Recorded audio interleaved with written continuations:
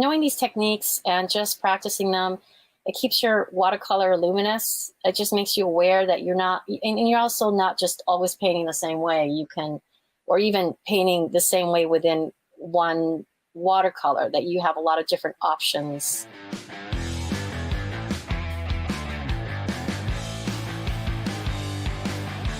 I'm doing a demo today, and it's going to be on color theory. You know how much I love color theory from the other demos. And I'm going to apply this concept to painting. Now, I am using watercolor, but these concepts can really apply to any painting medium. You know, that's something we all have trouble with. I think I had, when I first started painting, somebody was throwing out terms about warm and cool colors, and I was confused. They were throwing out methods of, you know, making colors vibrate, and I was confused. They were throwing out all kinds of things about, you know, graying down chroma and everything. So I'm really excited to hear what you have to say. Let's get right into it. Great. All right. Okay. So I'm gonna rotate my camera around to sort of show you, but I just want to quickly show you this is a little grid that I have of color that I'm going to be using red and green today. So I'm just going to show you, I'm not going to be able to fit in all the steps in real time because this does take time to make, but I do want to show you, I'm doing a still life, very simple still life here, an apple, a little tea canister, and actually apple cider vinegar, so some glass. And I'm using, this is permanent red medium. And also Viridian Green. This is in actually the Royal Talens Van Gogh line, which is great. It's a simple line. I use it for my demos because it's got a great price point. It's easy for beginners to handle because the viscosity between colors is very similar, and so I like that. And what I'm doing now, I'm going to do a slightly closer and abbreviated concept of this, but basically in this I'm looking at this top row here shows glazing, and glazing is really, I think, in watercolor one of the most magical things you can do it in oil, and an example of that would be Vermeer used glazing in his one of my favorite painters in oil painting, and so it's a thin glaze, a thin layer of one color that's laid down first. That is typically not the local color. Local color is like, you know, if a dress is blue, then you're mixing blue. So instead, what Vermeer would do is he would lay down an orange, and then or a burnt sienna, and then he'd go in later on top with the local color, and it creates a wonderful sense of space. Like I think of it as Jello, you know, layers of Jello. So I did this in this sort of quick drawing in colored pencil, and I'm just going to show you what I'm going to do. So I am going to be putting the red first, and the reason is because the red in this case is a more opaque color, and so I'm going to be layering the more transparent color over that. So when you use terms like opaque, it's probably good to explain what they mean because some people might not know. And it means different. Like it's a little bit different in different media, but in general, what it means is, especially in a media where you are painting in a glazing method, the idea is that the color of the surface comes back on top of comes back to your eye through the color.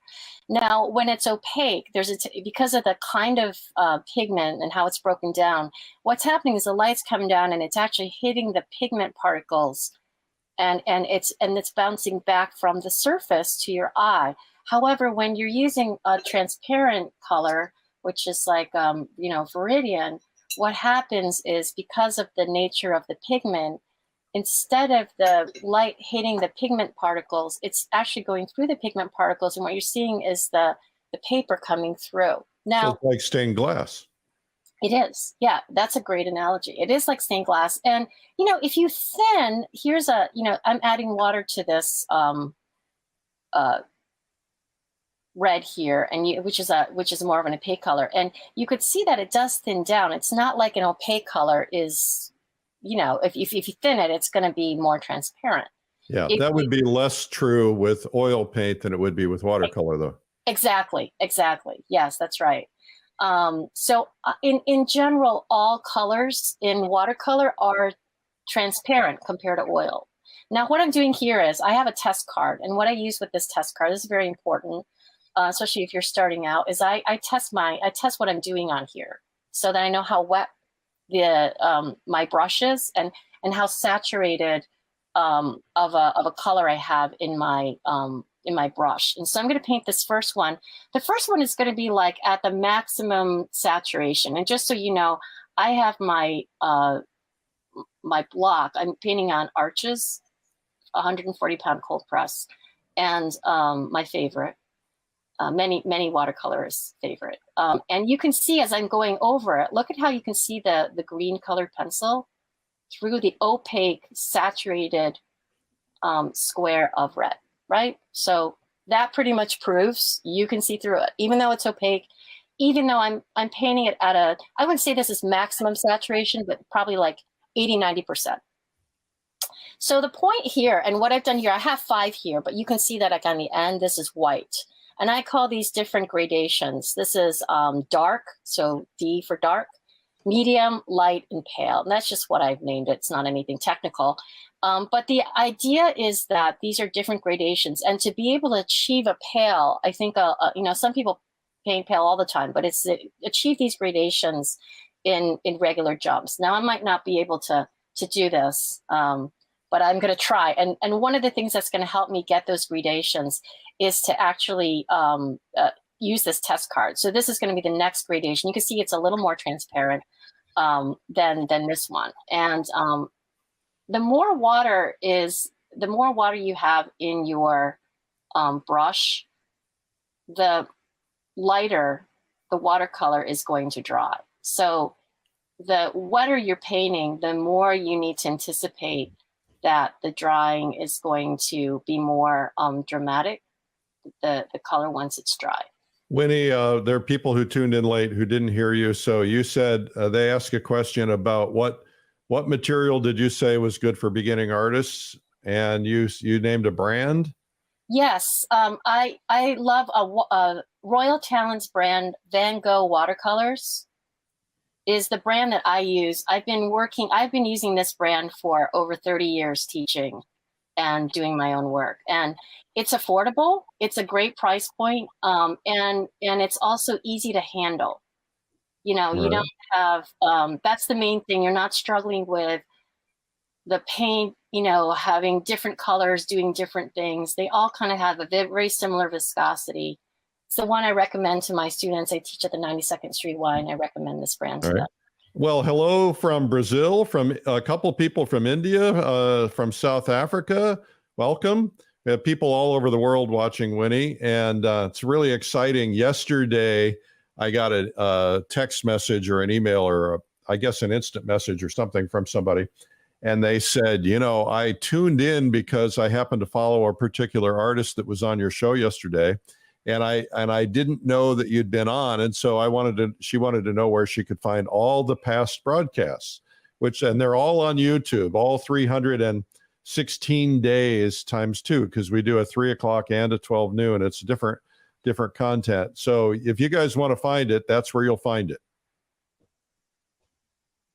I love that you have those videos available. I think that it's such a wonderful teaching tool, and I'm definitely going to be referring my students to that. I think it's so helpful for them to see how demos are done live.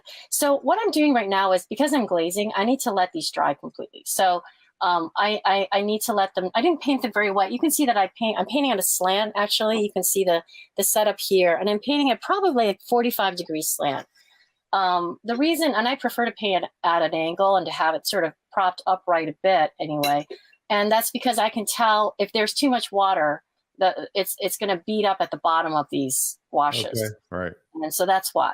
Okay, so while I'm waiting for that to dry, because I need to let it dry all the way, what I'm going to do is I'm going to show you this other technique that is also, again, color theory. I'm using the same colors, but I'll show you how you can like shift a color, which is a lot of fun.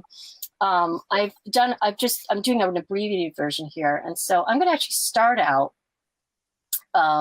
with the red. And again, I want to do this like I want to add the red, and I'm going to do my test card here.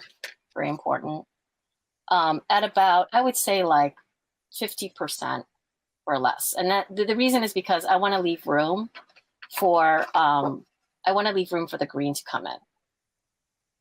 I joke around with my students a lot. Like I tell them, think about the paper as a party room. And you're like the host. So you're like, you're bringing in these colors that are your guests, and you're bringing them into the room, and you're going to be, sorry about that. Okay, so I see how I'm dropping in the color just with the tip of my brush, and that's creating this change that happens in the color. And I think of this as like mingling. In other words, like you're letting the colors sort of mingle together on their own, and wet on wet, right? So I'm going to do another one here, and very similar dilution of the red in this one. And this is like, I have students do this exercise in the beginning. They haven't been painting for a while. I'll have them sort of do this exercise. So in this one now, I'm going to be dropping in the green, but less, and slightly more diluted. So again,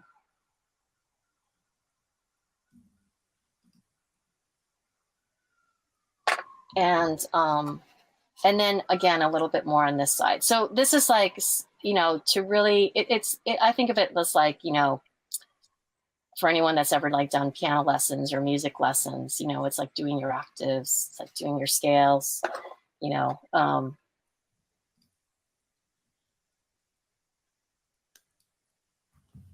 Now, what you can see here is that this is soft. In other words, the way that the colors are mingling or mixing is a soft way to switch the color. And when you back far away, you'll see that the colors read, it's almost like a Syrah or something, right? So they'll read sort of differently. Now, in this one, what I'm going to do is I'm going to start with the green.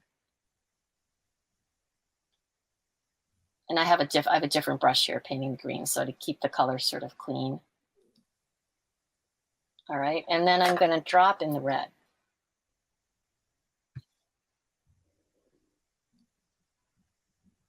And it's going to be different depending on what color is the field and what color is the, the color you're dropping in, which one's the host.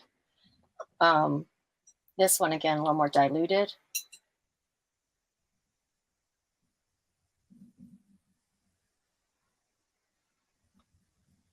All right, and then I'm going to use a more diluted red. Great trick. Yeah, and it's also just this is like if you're working wet on wet, it's a great way to, you can see this almost turning a little gray, and it's very subtle. So somebody asked, by the way, where do you get your egg carton watercolor cups? I have a guess, but I want to know what you say. Oh my God, everybody loves those. It's like hilarious. It cracks me up. I get them, I think I bought mine originally at Anthropology. It's this sort of home goods, clothing store. And they have these like quirky little ceramics and things. And I think originally I bought mine there. But you can find very similar stuff online now. If you just, I think on Amazon, if you type in deviled egg ceramic or porcelain tray. Oh, that's a good idea. Devil's egg you're going to find it. You could do a round one too. So I went to Trader Joe's the other day and I bought some Moji, the ice cream. Oh, and after consuming the entire box, I realized it's a tray just like that of white plastic, and it's perfect for watercolor. Oh, looks exactly like that, and it's free, and you get Moji with it. Oh my gosh, that's great. Where did you get this? At Whole Foods? Where did Trader Joe's. Trader Joe's. Love Trader Joe's. That's very cool. Yeah. So I am going to, so right now, so I did that just to sort of show you another technique. I call it mingling, but I think there's a lot of different terms, wet into wet, whatever it is, charging. So these are dry now. And so I actually go and I touch them and they're nice and dry. So now I'm going to paint the green on top. This is Viridian green now on top of the permanent red medium. I drew some little squares here because I'm going to be showing you another thing which is more commonly known. as mixing. And again, I want to paint the most saturated version of the green, but not at 100%. You know, again, more like 80%. So when I do this, though, I'm going to go into the green box, and you'll see the sort of amazing thing that happens is in glazing, you know, that layer underneath of the red was completely dry.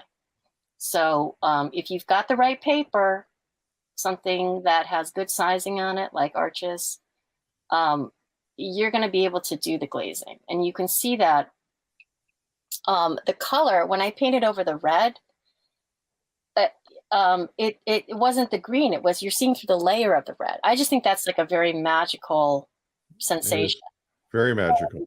Yeah, and it's great because then you understand also that if you want to make red dark, you're trying to get the shadow of a red barn or whatever it is, darker tree, you could put red first, right, where the shadow is, and then you paint over the whole thing green, and it makes a very sort of luminous effect. So what I'm going to do now is I'm going to lighten the green a little bit, so I get the next sort of medium green, right? And this is for glazing, so that's maybe a little on the light side. So I'm going to add a little bit more pigment, and I'm mixing on the side, then I'm testing on my paper to make sure. And the thing about the transparent colors, they really, you know, a little bit of water does a lot. So I think this is pretty good.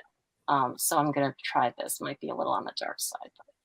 I think that test strip is a great idea. Oh yeah, I wouldn't be able to paint well without one. People are telling me to get back on the treadmill because I talked about eating a box emoji. I was on the treadmill this morning. Yes, thank you very much. Actually, not the treadmill, the elliptical. If you guys are enjoying her, please give a thumbs up or a heart, and please share it. Just go ahead and hit the share button so your friends can see it, because this is very valuable, whether you're an oil painter or a watercolorist or whatever. Hello, Tel Aviv, Israel. Somebody said they get a deviled eggs holder or a egg holder at the camping supply store that works. Oh, that's great. Yeah, I think it's a pretty, it's like a little pop themed kind of a, I don't think it's necessarily something they made thinking it was going to be great for watercolor, but you could just paint on a white dish, a white porcelain dish. So why is porcelain important? Doesn't have to be porcelain, just white. I think just white. Oh, it doesn't beat up. So like versus plastic. Oh, I see. It doesn't beat up. Cheap Joe's had something they were offering. They had a porcelain palette they were talking about the other day. Hello, Hungry. So I'm just going to show you really quick, and then I'm going to get to painting the apple. So this is, again, I finished the glazing. So you can see the different color. That color like in between is very interesting. And how if you want to get an olive green, right? Again, if you add a little, this shows you if you paint red underneath, let it dry, or add a little touch of red to the green, you're going to make it more olive. This is a cool green. The viridian is leans a little towards the blue. Yeah.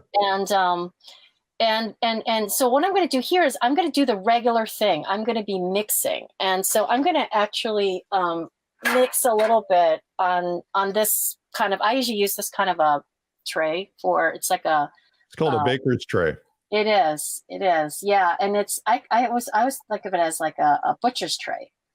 Oh, butcher's tray. That's right. Butcher's tray. It's a little macabre, but like the thinking, I mean, it's the idea that the meat goes in the middle and the blood drains around the edges. But the blood that drains around the edges in watercolor, I call that gutter color. So it goes to the gutter, and it's fabulous to paint with. It's like a mix of colors.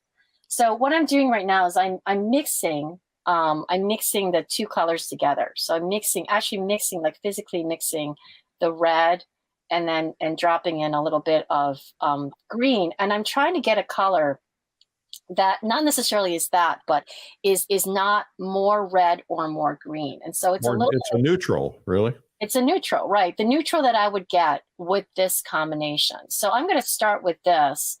And so in this exercise here, and again, I'm doing an abbreviated version, is I'm trying to, first of all, get a neutral, discerning between the two colors with my eye so that it's hopefully neither more red nor more green. And then when I move to the left, I'm going to be, so when I paint this one, I'm going to add a drop of red to it.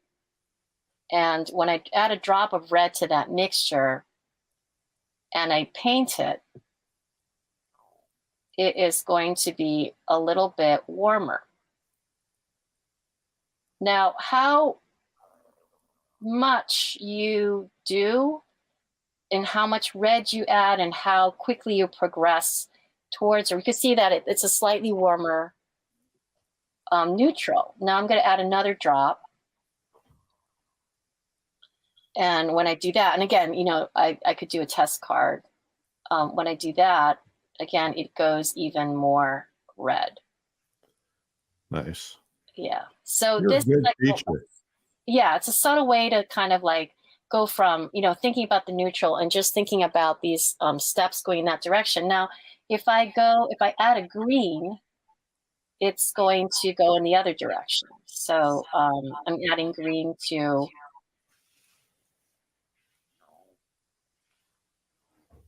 I'm going to now.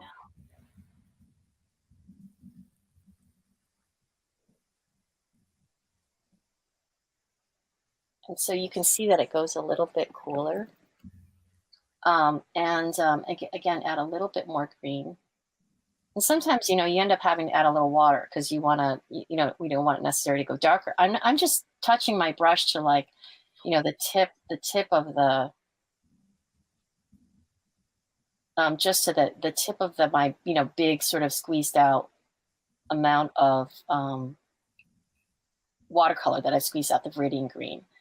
And, you know, you can, any one of these you can pull down, but you can see that gentle color shift, you know, and sometimes I have students do what I did here at the bottom here. I'm not going to do this, but I had them also add a little bit of drop of water so they can also see the tints, because sometimes it's easier in a mix. The mix text tends to get a little thicker and it's easier to see the color when you've added a little water to it. You can see and pull out and see what that is. In fact, if you know, depending on the amount of room you have. I mean, I think these exercises are so helpful. If I just add more and more water, it's interesting to sort of see what pulls out and what that color pulls out into. Of course, this depends a little bit like what's in your brush, you know, but this kind of exercise where you're adding and then, you know, the water's coming down, of course, because I have this at a tilt. I think that's kind of interesting. Now what you see is basically the full range of what's possible between these two colors. And again, this applies to any painting medium. So you could apply this to, you know, to acrylic or to gouache or to oil. You know, of course, the result sort of depends on the binder and whatnot. So what I'm going to do now is I'm going to look over, I'm going to, you know, apply this to the still life here, just as a quick study, and talk a little bit about where I might apply it. Now, I always like to do this kind of thing where I brought a knife and I'm just gonna cut into my apple here.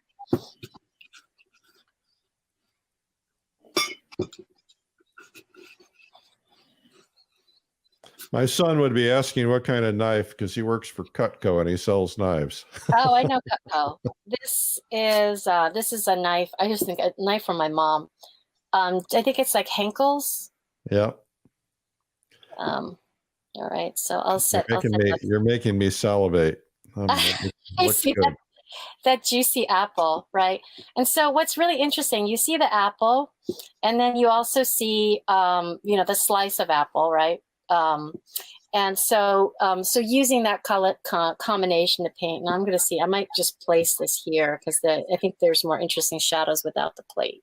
So I'm going to move that aside. It might bleed a little bit. So I've got the apple and I've got the slice of apple, and I like to sort of angle them so there's like one side's catching a little bit of the light coming in on this side, and there's a little bit of shadow here, and there's a little bit of cast shadow. So I'm going to focus on that. I might not get everything in. And hello, Egypt. Welcome, Mustafa. Hello, okay. Another one from India. Thank you, India, for coming. Welcome. It's great to have these people tune in. So I'm going to do, I actually don't, I typically do not draw with a pencil when I paint because I just really like to draw with a brush. So I'm using, what kind of brush are you using? it's a Raphael, extra pointed round, number 8. Hello, Cumbria, United Kingdom.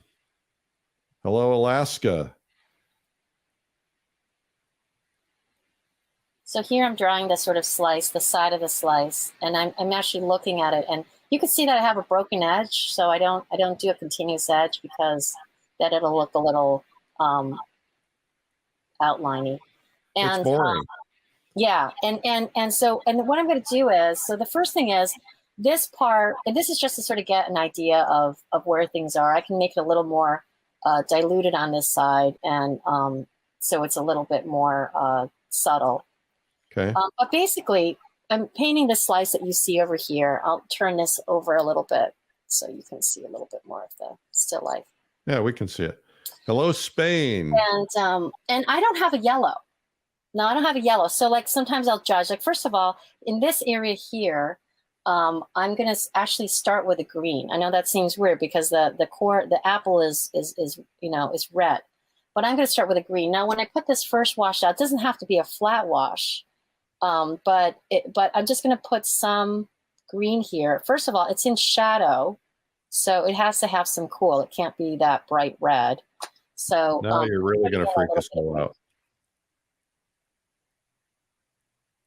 And this is something where I can let it dry and then glaze. Now, there's a lot of different ways to paint this. I mean, you can, but it's great to sort of use the still life as sort of like a gym for thinking about different ways to paint things. Now, I'm going to actually start with, if I look at the green, it is closer probably to the red. It's warm on most of it. But I'm going to start with a very, very pale wash of green. And remember, I have this test card to make sure that I know what's I know what's in my brush. Now I'm going to paint this sort of part of the little bit part of the skin sticking out there. And you can see it's this is like the pale, right? The pale green.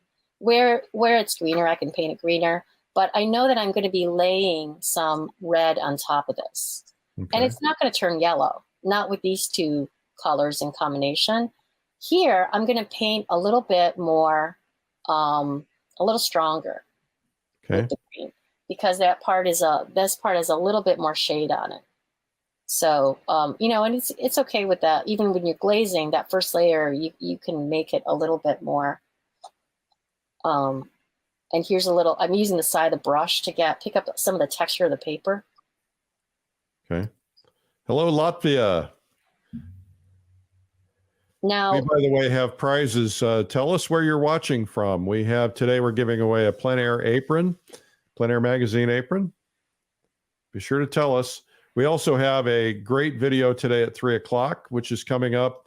And every day at 3 o'clock. Today you're going to get the great Joanne Manji. She's going to give a tutorial on the fine art of dog portraits. That's at 3 o'clock today. You'll get to see Sam, the wonder dog. That's Allie's dog. Oh, I know Joanne. Everybody knows Joanne. Joanne makes sure of it. We love Joanne. Joanne's great. She's also a Royal Town's art ambassador. That's how I know her. Yeah, she's terrific. She's really fun at happy hour. Yeah. Royal Town's great. Kyle is great. What a wonderful group of people. They do so much for the art community. Fabulous folks. It's great. So I just want to show you, I'm painting this apple a little bit differently because, again, it's not like there's a single way to paint anything, but I just want to show you here's basically a mix. So this is a mix. So I'm separating the red and the green here, right? But here I'm doing a mix of the colors. And so they've mixed in my brush a little bit. And so it's turning out like a little on the brown side from the mixing. And I'm doing this because I want to show you, the difference that you're going to get between, one technique and the other, which is interesting, just sort of fun to know. This is the inside of the apple. And again, I can, put in a little touch of this or that, just to make it sort of bleed and feel juicy. create little emergencies for myself. And then around the outside of that apple, so this is glazing. I'm waiting for this to dry. On this side, you can do mingling also. So mingling might be, for example, I'm going to be, this is mixed, right? But it's wet. So if I'm doing mingling, I might paint with the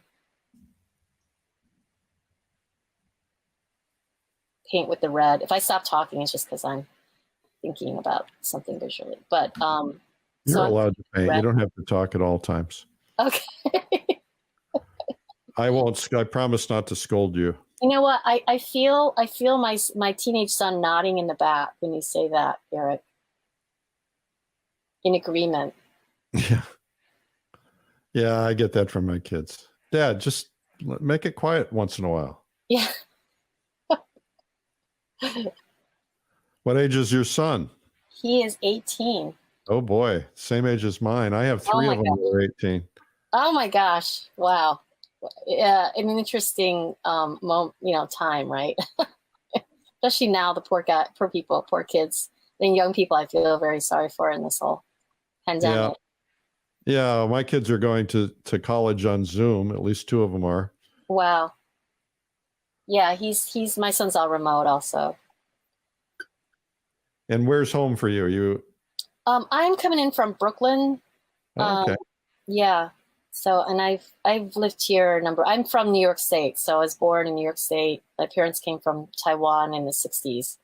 All right. And I was born here. My brothers were born here also. So we've actually never been to Asia. We do a fabulous event in upstate New York in the summertime in June. It's called the Publishers Invitational. And it's about, this year it'll be more because it's the 10-year anniversary, but it's normally about 100, 120 people. And we paint the Adirondacks together for a week. We stay on a local college, we eat together, we drink together, we do music together. We have a lot of fun. We paint portraits at night. So you should come up. Oh, I'd love to. Yeah, that sounds fabulous. A lot of watercolorists Do you do any plein air work? I do, yes. I love plein air. I do plein air work for sure. Okay. Yeah. What I'm doing now is I'm dropping in the color. So this is mingling. What I did here, in other words. So I'm dropping in. I can drop in, and what's really great is as long as you sort of keep it sort of wet, this area. So sometimes I might go in with a little bit of water. I can drop in with either color. Sometimes what I'm doing is I might be charging it. So something got a little bit too light, and I'm noticing that, so I can go in and kind of with the tip of my brush just kind of poke in a little. I love these techniques because they really give a lot of texture and feel that you don't normally get from regular brush strokes. Yes, right. There's such a variety. I mean, that's what I love about this medium. It's also like it sometimes can be difficult to control, especially plein air. Plein air, it's like time of day is going to affect it. The weather's going to affect like everything.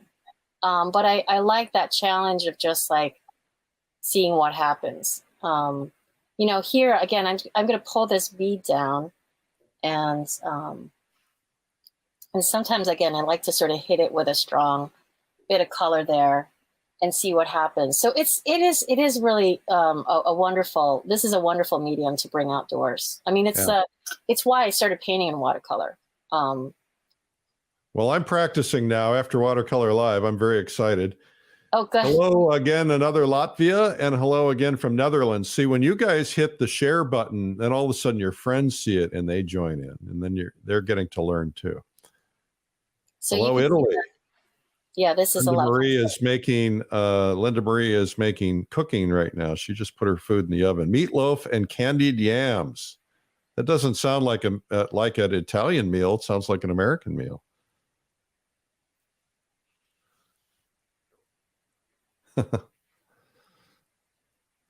I love the fact that we have so many people from around the world tuning in. I think that's very cool. So here I'm going to do a little bit of a glaze, maybe slightly wet still, of the green, right? Just to distinguish it from this side that is a little bit warmer. and I'm going to put a slight bit. Now remember, I don't have any yellow, so I'm not painting with the local color. I'm painting with these two complementary colors, and you know, neither of them really appear in the still life at all. In other words, as a color, as a straight color. Yeah. You know, and so we run into this a lot, like plein air, where we don't feel like we have the color that we see. I'm going to do this other one now. So I'm going to start with the green in the shadow. I'm going to just do a little shadow here. And I'll show you, this is going to be painted. I want to try to keep it sort of moist. Very convincing, though. Yeah, there's something just very, it keeps I think knowing these techniques and just practicing them, it keeps your watercolor luminous. It just makes you aware that you're not, and you're also not just always painting the same way. You can, or even painting the same way within one watercolor, that you have a lot of different options. And I think it also is exciting to not always know how the colors are going to, you know, come out. It keeps it interesting. Yes. Yeah. So here I'm just adding, I'm going to be dropping in the red. So sometimes I'm painting with them, you know, by themselves. And then after I drop in the red, I can still go in and drop in more green and shift it again. So the color is, when it's wet, it's fluid. And even when it's dry, you can glaze and you can shift that color. You're getting that reflected light in there, though. That's nice. Yeah. Yeah. So it's subtle. It's allowing, you know, watching that watercolor live, I have to say the Joseph Zabukvik, his demo was phenomenal. and in, you know, what he said, everything he said, actually all of the you know, Andy Evenson and all of them were amazing. But what I love about his you know, what he said about listening to the watercolor, that really resonated with me. You know, sort of watching it and allowing it to do what it wants. So what I'm going to do here is, with this little bit, I'm going to be adding the red and as a glaze. And I'm just going to wash out my brush here because it's a little dirty. And I'm going to be adding the red as a glaze over the green. So, and you can see that it comes out differently. Now, when you do the glaze, it can't be too wet, or it's going to pick up that color underneath. But I love that you can see the green coming through the red. The other thing I'm going to do is I'm going to do the reverse for this shadow. So this shadow on the bottom, I'm going to add, so this I added the green first and then added the red. Here I'm going to add the red first and then add the green. So it's just, you know, my dad's a math teacher, so I think all these little like experiments and little formulas, like, you know, I'm sort of just interested in how you can take a formula and it can sort of apply to a broad range of things in, you know, in pigments, in art. That fascinates me. I love it. So, you know, so like you do it one way and then you do it another way. You know, you try it this way and then you try another way. It's like a math proof. But, thumbs you know, up and applause, Winnie. This is absolutely fabulous. You are just blowing everybody away. They love this. It's fun. It's so much. I hope you guys try it. That's the most important thing, like just to try it, because it is so much fun to, and you know, I think if you do these exercises too, you really achieve an understanding for the medium, which I think, you know, again, is why we're doing it. There's something about this medium. It calls to us. It speaks to us. You know, we want to listen to it. It's not about forcing it to do anything. It is about understanding it and helping it along, you know? And so it's just, and I painted, I went to art school and I painted in all the other mediums and they're all wonderful. Every single one has something to offer. This one spoke to me. In a way that you're teaching us something, though, that I think is a great lesson I never really thought about. First off, I tell students oftentimes start out with the primaries, you know, just the three colors in white, just to learn, because I think that's a great way to learn and get harmony, because color is so difficult. Actually, I start them out with values, but I've never thought to say, okay, just take two complementary colors and don't use anything but those two complementary colors. And I think it really forces you to really be creative and try new things. That's a great approach. Yeah, You can do so much with just those two. I credit my Pratt, Pratt Institute education. It's a great school. We did a lot of color. This is where I learned about color, really. Yeah. Well, wasn't Albers at Pratt? I don't know if I thought Joseph Albers taught at Pratt at one time. He maybe, not when I was there, but I think he did teach a number of the teachers that I had. Yeah, he probably. I think he did. Well, he was gone before you got it. I think he passed away. He may have, and then I'm thinking, then eventually Yale. But I think a lot of the teachers that I had him at Yale. And then, maybe that's it. Yeah, we'll ask Charlie Hunter. Charlie Hunter went to Yale. He'll know. Yeah, and so he was very influential, I think, in the foundation program at Pratt for very influential in terms of his exercises and everybody should have his books on color. Joseph Albers. There's also the Albers Institute does these workshops. You can take these workshops from, I guess, like they're trained in his method.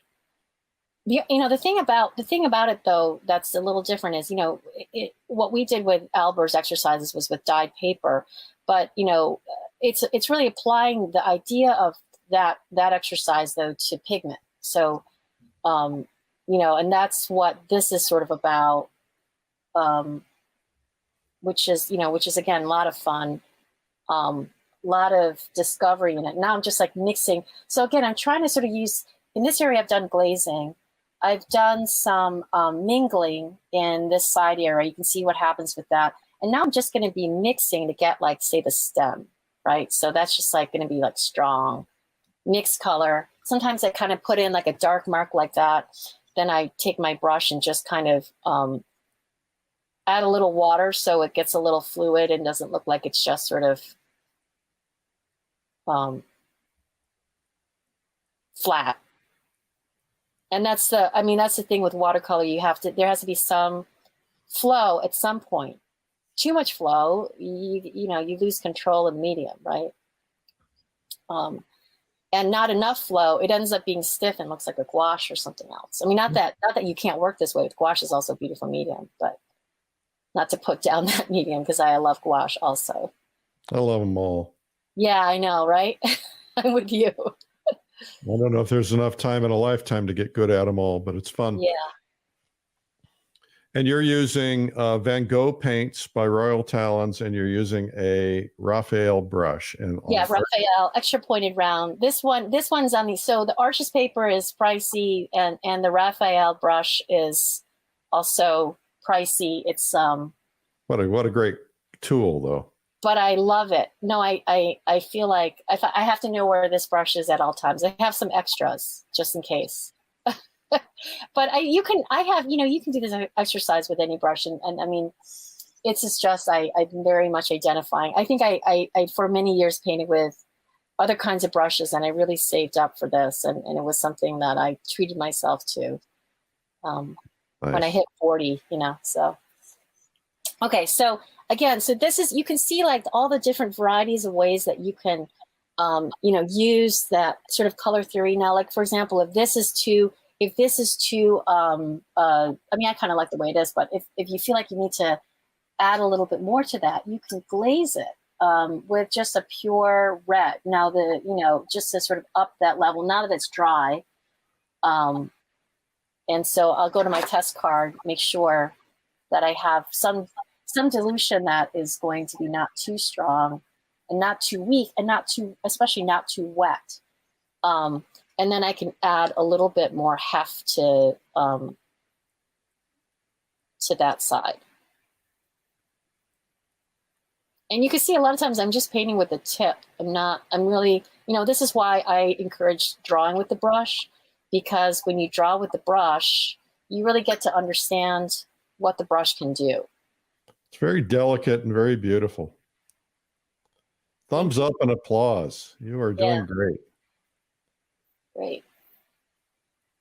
And I'm just gonna finish off with a little, there's a little darkness here. So I'm gonna, and sometimes I just like to put in a little, like, little bit of the tip and let things sort of bleed a little bit. So it's not, I'm not illustrating the apple. I'm just sort of suggesting, Right. Somebody asked to repeat the book. It's Joseph Albers. He has books on color. I'm not sure the names of the books off the top of my head. And then she's using Van Gogh paints, Arches watercolor paper, and a Raphael brush. And Van Gogh is from Royal Talents. Elaine is asking, does she have a streamlined video? Not yet. Somebody's looking out for me. So again, I'm thinking we need to talk. I'm happy to do more, and I'm happy to share this. If it's helpful for people, it keeps you painting and keeps you interested. I think it's great. I never get tired of it. There's always more to learn. With color theory, there's always more. There are always more colors to experiment with, see what they do. So it's very very exciting for me to. No one would ever look at those paintings and not say, "Oh, there's no yellow in that apple." I mean, that it's very convincing. It's very beautiful. It just proves the point that you don't have to put everything literal. Right. Yeah. And it's just the variety of different ways that the colors can, work together, I think is very exciting. Having, playing around with the shadow, doing this and doing that, but also just like, understanding the medium, listening to it. And, I feel like these exercises, like, again, doing scales on the piano, or you doing your octaves, it's like Bach, so it's timeless. They're timeless exercises. Yeah. But yeah, I'm happy with that. Again, there could be, like, if I were putting in that fabric in the back, I did a dark mixture of the two, and I go a little bit more on the green side of that mixture, I could put in something in the back that is a little bit cooler and even very dramatic. This isn't what's back there, but like if I were making something, wanted to highlight that edge of the apple.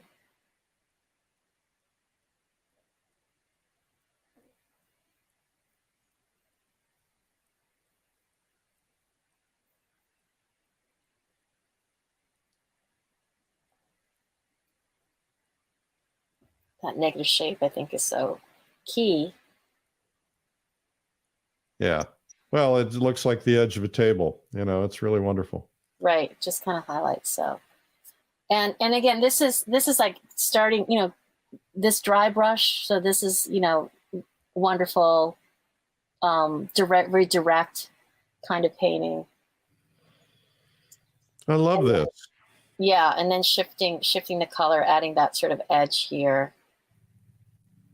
And so this being right up against that apple is also gonna, create some interesting sensation. I can add another sort of color in there. Do you use tube paint or pans of paint? I prefer tubes, but when I'm doing, if I'm doing plein air, though, a lot of times I will go out with pans in a little kit or something. I got the greatest little kit that Elaine Miller gave me. It's called a whiskey kit. It's very small. It's about 4 inches square, and it's got little silver bottles and pallets and collapsible cups. She got it at Cheap Joe Miller's, and it's the coolest thing. As a matter of fact, I should show it. I'll show it before we go. I listened to Cheap Joe's story, and I loved it. Yeah, he's a sweet man. He called me during the event, and we got to know each other a little bit. It was fun. Yes, it was great. I loved that. That was really wonderful. I enjoyed Watercolor Live so much. I can't tell you, Eric. I've never, been, and it was my first time, and I couldn't believe how engaging it was. The chat box on the side was insane. It was the largest largest art conference in history. It was pretty cool. 40 countries. Wow. Hello, Sweden. Welcome.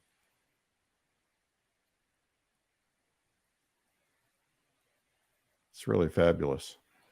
So it's fun. I mean, again, it's just here it's dry, and I'm just kind of putting in a little bit of color there so that it resonates. But just having these bleed out. But again, it's fun because it's just two colors. So there's something very sort of simple about it. Yeah. Okay, Winnie, I'd like for you to come back on camera. Okay, great. All right. And yes, good. Great. Hi, everybody. Hi, this is Wennie. You haven't seen her face if you tuned in late. Wennie Huang. And Winnie, you're in your studio. Maybe you could just, I don't know what camera situation is, but we would love to see some of your artwork and maybe see your studio if you got just a minute. Oh my gosh. Okay. Well, I know it's a mess. it is a mess. So I will show you around a little bit.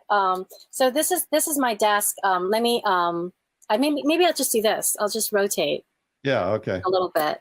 So, by the way, I loved when you did the color charts on Watercolor Live. That was, that was really a color wheels and color charts. Yeah, the Albers.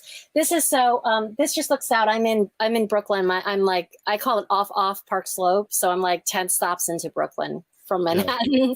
Yeah. And then I do a lot of pastels. So I also teach pastel at the Pastel Society. And so I have examples up so I can sort of inspire students and pull some of them down sometimes to show. I teach believe it or not, like a three-dimensional design model making class at Parsons. That's what I teach. Oh, wow. And there's a fashion studio that I'm teaching right now, and they had to make jewelry out of paper, a replica of actual jewelry, and then develop their own. So it's a lot of different kinds of things. And yeah, I have these other, and I'm working on this series of jars. This is, if you've seen the work of Janet Fish, she does all these jars. So I started doing these jars sort of in homage of hers, but in pastel. And those are kind of fun. Nice. I love glass. Yeah. So do you make your living as a teacher? Yeah, I teach, believe it or not, anywhere between 11 to 15 classes a semester at four to five different places. At 4 to 5 different places? You can really only do it in New York, I think. Yeah. Well, you have a terrific work ethic to be able to pull that off. It's it's sort of like being an airline and overbooking and then seeing what runs. Well, that's fabulous. Well, Wennie, you have been terrific today. I'd encourage everybody to go to Wennie's website. It's WennieHuang, which is pronounced Huang. That's right. WennieHuang.com, and visit there, and you can find out all about her classes and everything else she has to offer. I'd also like to thank Royal Talons for allowing Wennie to come on. Royal Talons makes the Van Gogh watercolors that she used. And so thank you to Kyle and everybody over at Royal Talons. Wennie, thank you so much.